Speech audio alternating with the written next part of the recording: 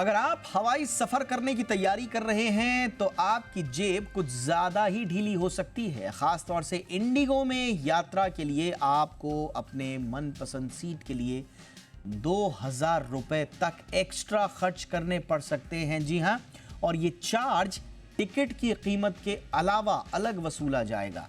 स्वाभाविक है, यात्री परेशान है, जबकि उपभोक्ता मामले विभाग इस तरह के मामलों को डार्क पैटर्न से जोड़कर देख चुका है। सवाल यह है कि आखिर मनचाही सीट या सीट के लिए ही एक्स्ट्रा चार्ज वसूलना सही है क्या? इस पर आज हमने अपने दर्शकों से सवाल भी पूछा है, जो हमने शो की शुरुआत में आपको पोल के जरिए दिखाया। लोग इस पर प्रतिक्रिया भी दे रहे हैं। पूरे पोल के नतीजे आपको दिखाएंगे आगे, आपके कमेंट्स भी दिखाएंगे आगे। पहले ये रिपोर्ट देखिए, समझिए कि मामला क्या है, फिर हम आपको बताएंगे कि जी बिजनेस ने अपनी जो पड़ताल की है, जो हमें समझ में आ रहा है कि कहाँ गड़बड़ हुई है, इंडिगो को कहाँ नहीं करना चाहिए था, उस पर हम विस्तार से करेंगे चर्चा खास मेहमानों के साथ। पहले ये रिपोर्ट देखिए।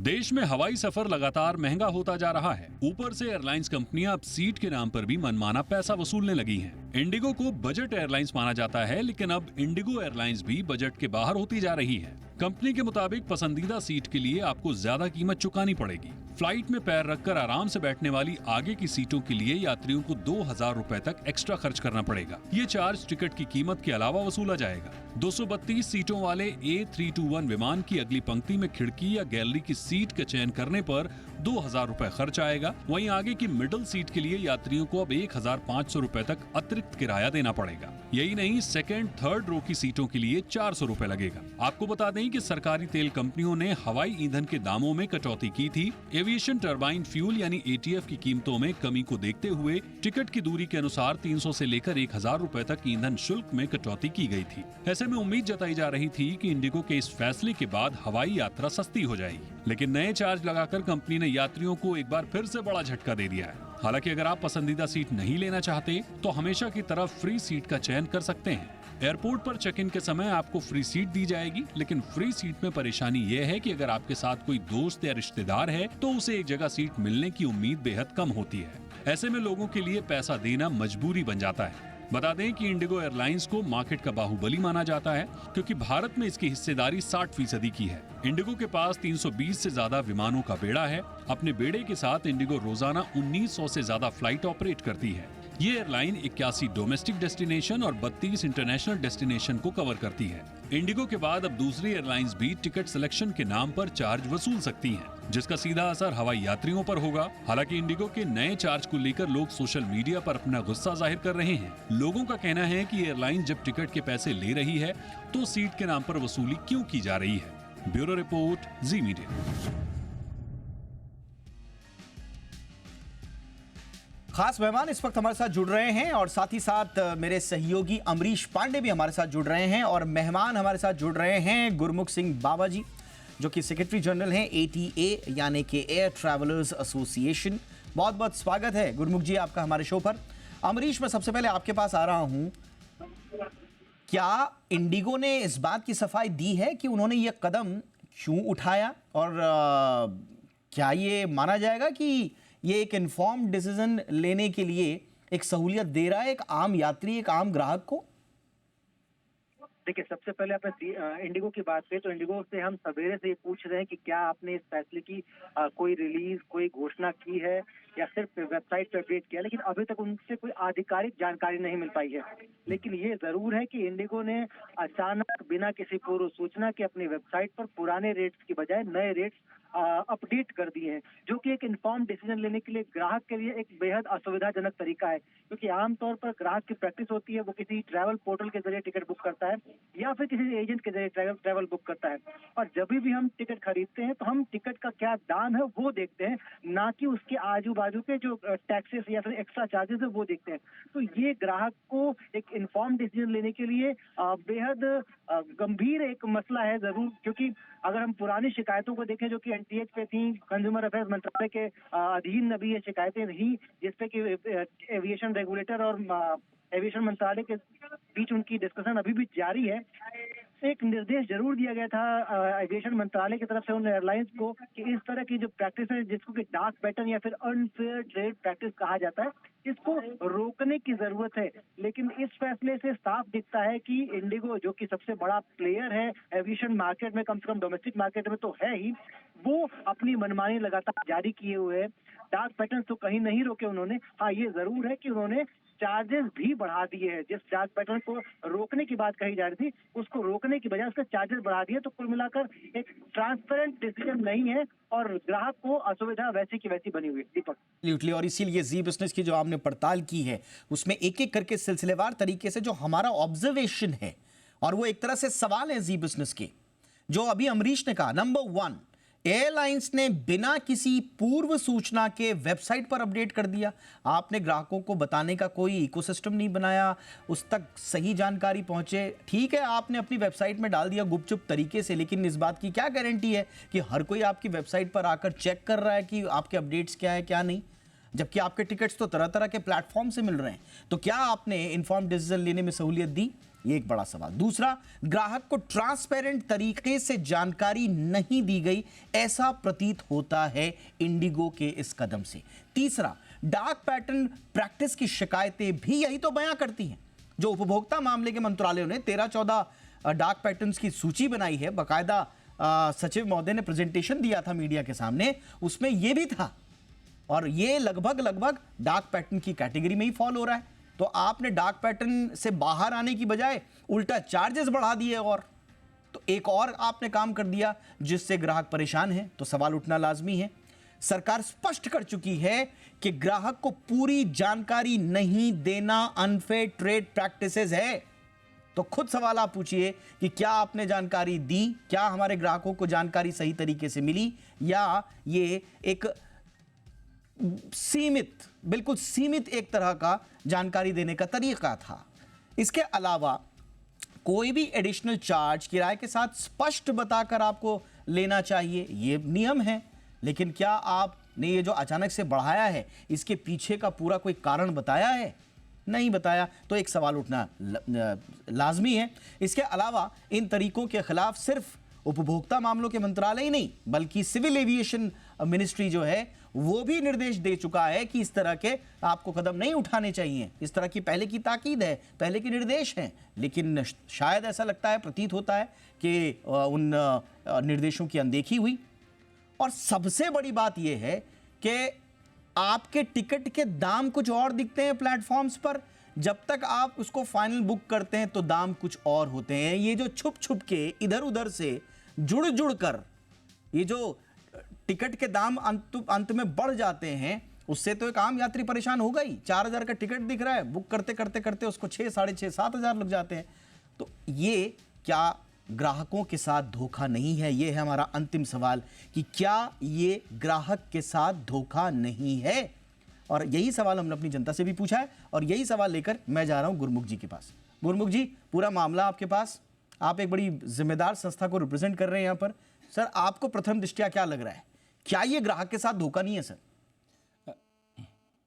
दीपक डोभाल जी, सबसे पहले तो आपका शुक्रिया और जी न्यूज़ बिजनेस का शुक्रिया कि आपने इस मुद्दे को उठाया है और इसको जनता के सामने लेके आए हैं। मैं एयर ट्रैवल एसोसिएशन का सेक्रेटरी जनरल हूं, पर मैं सबसे पहले एक पैसेंजर हूं। मेरी ऑब्जर्वेशन एज ए पैसेंजर और as a air traffic fraternity से जुड़े हुए नागरिक की तरह मेरी एक ऑब्जर्वेशंस हैं। कोई भी टिकट जब आप खरीदते हैं, टिकट बिना सीट के कोई उसका वजूद नहीं है। तो टिकट के साथ सीट आपको मिलनी ही मिलनी है अगर आप सीट खरीद रहे हैं। और ये मुद्दा आपने उठाया है, इससे पहले ये मुद्दा पार्लियामेंट में, लोकसभा में दिसंबर में रेज हो चुका है। तो इससे ये बहुत क्लियर हो रहा है कि ये हाईएस्ट लेवल पर फ्लैग हो गया है। और वहाँ पर भी ये बताया गया है कि अगर आप एक टिकट खरीदते हैं और टिकट के साथ आपको सीट तो मिलनी ही मिलनी है, और सबसे बड़ी बात, ये नो फ्रिल एयरपोर्ट जिसको आप बजट एयरलाइन कह रहे हैं, ये नो फ्रिल एयरलाइंस बनाई इसीलिए गई थी कि जनता को फेयर के अंदर ट्रांसपेरेंसी देते हुए कम फेयर, इकोनॉमिकल फेयर में वो ट्रैवल करने चाहे, ताकि अगर कोई फ्रिल्स उनको नहीं चाहिए तो वो अपने बजट में उसको ट्रैवल कर पाए। पर अगर अब आप अपने फ्रिल्स को ही सेल करना शुरू कर देंगे तो it will be just like killing the golden goose, because we want to be passenger friendly, travel friendly, and that way we should enhance our transparency towards the passengers. Now if I see over a period of time, आपने बताया कि लोगों ने airport के ऊपर delay देर से जाने का एक पैटर्न डेवलप करा है, ताकि वो सोचते हैं कि अगर मैं सीट बुक नहीं करूंगा और जब मैं एयरपोर्ट पर अगर लेट जाऊंगा तो जो सीट बची होगी, जो उनकी बिकी नहीं है, वो मेरे को मिल जाएगी। तो we are encouraging unethical practice, we are encouraging disturbances at the airport and we are started selling the frills. And also अगर हम ये देखें कि एयरलाइंस का काफ़ी expenditure on delay flight, on cancellation of flight और ओवर बुकिंग फ्लाइट्स के ऊपर होता है, जिसके ऊपर रिस्पेक्टिव कार्ड्स डीजीसी के बने हुए हैं। ऐसे ही कार्ड उन्होंने कंज्यूमर प्रोटेक्शन के लिए भी बनाए हुए हैं। एक अगर उनकी 11 कैटेगरी बाकी स्कीम्स के लिए हैं, एक कैटेगरी अब डेडिकेट करनी पड़ेगी consumer protection and consumer facilitation, that means passenger facilitation and passenger right protection. जब तक हम पैसेंजर राइट प्रोटेक्शन की बात नहीं करेंगे, वर्ल्ड ओवर जो एक पैटर्न बन रहा है, लोग नो फ्रिल एयरलाइंस को वर्चुअली एक्सप्लॉयटेशन ऑफ पैसेंजर्स की कैटेगरी में डाल रहे हैं, वो आप ये सजेस्ट कर रहे हैं रुकेगा। आप ये सजेस्ट कर रहे हैं सर कि मिनिस्ट्री को पैसेंजर राइट प्रोटेक्शन के लिए एक अलग क्लॉज लेकर आना चाहिए? ऑलरेडी है, पर वो एक दो क्लास से नहीं होगा, क्योंकि जैसे आपने बताया डे बाय डे ट्रेंड बढ़ता जा रहा है और एयरलाइंस नए नए तरीके इजाद कर रहे हैं पैसेंजर्स को फ्ली करने के लिए। इसलिए हमें प्रोटेक्शन करने के लिए एक अलग सेक्शन ही बनाना पड़ेगा। अगर डीजीसी के 11 सेक्शन है कार के, 12वां सेक्शन हमें consumer protection, passenger protection, passenger facilitation के लिए बनाना चाहिए। जो ऑलरेडी कार हैं वो सेक्शन में डाल देनी चाहिए और नए कार हमारे को लेके आने चाहिए जी। क्योंकि बट सर आपको समझ में क्या आ रहा है, जैसे जब अब ये कोई भी एयरलाइन हो, सिर्फ एक एयरलाइन की बात हम नहीं कर रहे, कोई भी एयरलाइन हो, उनको ये सीधा सीधा स्पष्ट बताने में क्या दिक्कत है कि इस फ्लाइट का किराया अमुक जगह से अमुक जगह तक इतना पड़ेगा, ये बताने में दिक्कत क्या है? एक ग्राहक आएगा, वो देखेगा कि हाँ मेरी हैसियत है, मेरी जेब अलाउ कर रही है कि मैं इस टिकट को खरीदूं या नहीं। ये लोगों को भ्रमित करना क्यों? ये आपको क्या समझ में आया सर? 3,000 रुपए का टिकट दिखता है, आदमी सोचता है कि हाँ 3,000 रुपए तो मैं अफोर्ड कर सकता हूं, थोड़ा बहुत 150-200 ऊपर नीचे हो जाएगा। दिक्कत ये है कि 3,000 की टिकट जब 5,000 5,500 में तब्दील हो जाए तो ये तो एक तरह से उसको आप ट्रैप में फंसा रहे हैं। जो ग्राहक आपके लिए कारोबार लेकर आ रहा है, आपका कारोबार जिससे फल फूल रहा है, उस कारोबार उस ग्राहक को अंधेरे में रख के आपको मिलेगा क्या? आपको क्या समझ में आया सर, ऐसा क्यों करते हैं लोग? मैंने आपको पहले ही बताया, this is a simple marketing technique that you show something else and sell something else, जो कि एक अच्छा हेल्दी प्रैक्टिस नहीं है। And I mentioned that if airlines continue to do this, they are killing a golden goose, because people have high expectations, and the people who will have a turn-away demand from the air travel, then it will be very difficult to revive. Government ने बहुत मेहनत मशक्कत के साथ इस sector को revive करा है। गवर्नमेंट ने नई उड़ान की स्कीमें लेके आई है, गवर्नमेंट ने नए एयरपोर्ट्स बनाए हैं। उन एयरपोर्ट्स का यूटिलाइजेशन तभी होगा जब हम ट्रांसपेरेंसी पैसेंजर प्रोटेक्शन के थ्रू लेके आएंगे। और ऐसे बहुत सारे केसेस भी हुए हैं जहां पर फ्लाइट कैंसिल हो गई, लोगों को पैसे का रिफंड नहीं मिला, and the people have to go at the highest level to complain, and they got some benefit but they were not fully compensation. तो वो ये मुद्दे हमारे पास एज एयर ट्रैवल एसोसिएशन भी आते हैं, पर क्योंकि हम इंडिविजुअल कॉज नहीं अटेंड करते हैं, हम जेनरिक कॉज को अटेंड करते हैं, इसलिए उनका मैं अभी इंडिविजुअल्स का यहाँ पर रेफरेंस नहीं दे सकता, but it is increasing day by day. Sir हमारे पास सोशल मीडिया पे जो लोगों के रिएक्शंस आए हैं, अब वो तो सर टेस्टिमनी है, जो रिएक्शंस आए हैं हम सारे के सारे रिएक्शंस को तो समाहित नहीं कर सकते, लेकिन हमारी गुजारिश होगी जितने भी दर्शक हमें देख रहे हैं, हमारे सोशल मीडिया पेजेस पर जाएं, एक्स पर जाएं, आप इंस्टाग्राम पर जाएं, आप फेसबुक पर जाएं, जहां जहां हमने पोल चलाए हैं उनमें रिएक्शंस देखिए। आप रिएक्शंस देखिए और आपको अंदाजा होगा कि लोग क्या क्या कह रहे हैं, किस तरीके से अपनी बातें कह रहे हैं। देवाशीष दत्ता साहब, इतना लंबा चौड़ा इन्होंने लिखा है कि किस तरह से धोखाधड़ी हो रही है।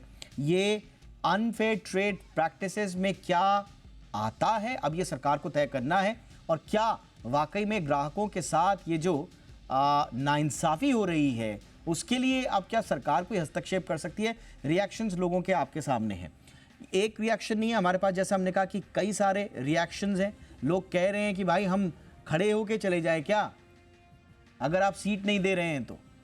इस तरह के रिएक्शंस आ रहे हैं, इसमें कोई शक नहीं है। हमने अपनी रिपोर्ट में भी बताया था कि फ्री की सीट्स ऑफर की जाती हैं, कुछ परसेंटेज है फ्री की सीट्स का, लेकिन उनकी शर्तें जो है लोगों को संभवतः कभी कभी पसंद नहीं आती हैं।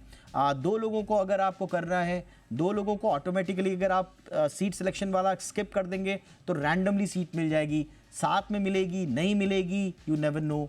इसके अलावा आप रातों रात अचानक से जो सिलेक्शन सीट का सिलेक्शन का दाम है वो बढ़ा देते हैं और लोगों को इन्फॉर्म नहीं करते हैं। इन्फॉर्म करते हैं तो अपनी वेबसाइट पर आप ये सोच कर चलते हैं, मान कर चलते हैं कि हमारी वेबसाइट पर आकर हर घड़ी हर 5 मिनट में व्यक्ति चेक करेगा, तो ये तो देखिए ये नाइंसाफ़ी है, ऐसा लोग मानते हैं। तो ये वो रिएक्शंस और पोल का नतीजा देख लेते हैं। हमने आज का पोल कराया था कि क्या सीट के लिए एक्स्ट्रा चार्ज लगाना जायज़ है, और लोगों के फाइनल जो कॉमेंट है वो आपके सामने है, और रिएक्शन आपका जो फाइनल पोल है वो आप टीवी स्क्रीन पर देख रहे हैं। 86% लोग कह रहे हैं कि नहीं, ये बिल्कुल भी जायज नहीं है। 14% लोग फिर भी कह रहे हैं कि हाँ हो सकता है ये जायज हो सकता है उनके दिमाग में हो कि भाई कारोबार किस तरह से किया जाएगा, लेकिन मेजॉरिटी 86% लोग कह रहे हैं कि बिल्कुल भी जायज नहीं है। और ये सिर्फ हाँ या ना में लोगों ने जवाब नहीं दिया है, जैसा हमने आपको बताया कि आप सिलसिलेवार तरीके से आप कमेंट्स देखिए, कमेंट्स पढ़िए, आपको फिर समझ में आएगा कि ये आम आदमी को चुभने वाला मुद्दा है, ये आम आदमी की जेब पर भारी पड़ने वाला मुद्दा है, इसीलिए लोग खुलकर इतना रिएक्शन दे रहे हैं। तो इसलिए हम ये चाहते हैं कि इसमें कम से कम इंसाफ मिले लोगों को, लेकिन इंसाफ कैसे मिले। सर मेरा आखिरी सवाल अब आपसे होगा, इसमें सर आप कहीं सरकार की भूमिका देखते हैं? सरकार ने बहुत कुछ करा है, पर कुछ और करने की जरूरत है, और सरकार की भूमिका है, क्योंकि जब ये low cost airlines, no frill airlines बनाई गई थी, उसके अंदर मेन मुद्दा यही था कि इनको थोड़ी सी फ्रीडम दी जाए, और ताकि ये पैसेंजर्स को एक ऑप्शन दे पाए, पैसेंजर अपने फेयर को कम खर्चा करके ट्रैवल कर पाए, ना कि उसको एक्सप्लॉइट करा जाए। अभी सिचुएशन ये आ गई है, उस नो फ्रिल्स को एक्सप्लॉइट किया जा रहा है। उस एक्सप्लॉइटेशन को प्रोटेक्शन के लिए गवर्नमेंट की मदद की जरूरत है, क्योंकि बिना गवर्नमेंट के कोई सुधार संभव नहीं है। अनएथिकल प्रैक्टिसेस को स्टॉप करना, उसके लिए एक डेटरेंट बनाना बहुत जरूरी है।